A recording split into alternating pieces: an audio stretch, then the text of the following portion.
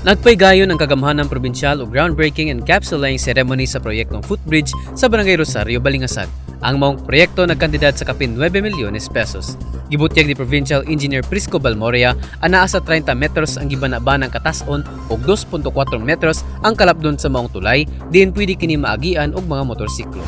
Panahon og tingbaha, luoy gid kami labi gid ang mga maestra o mga bata. Og mahuman gid kini nga proyekto, siguro dako kay kalipay ang mga katawan dinhi sa among Barangay Rosario.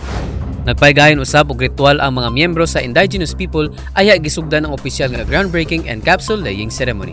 Ipangunahan nila ni Governor Peter Senior Pedro Unabia, 1st District Representative Christian S. Unabia, Provincial Board Member Ray Buhisan ug mga Balingasag ang maong seremonya. Kabahin kini sa tingwang makubsan ng kalisod sa lalawigan subay sa single-digit poverty incidence kon STPI program ug paglawom agenda sa letrang M, mobilization of resources through equitable sharing.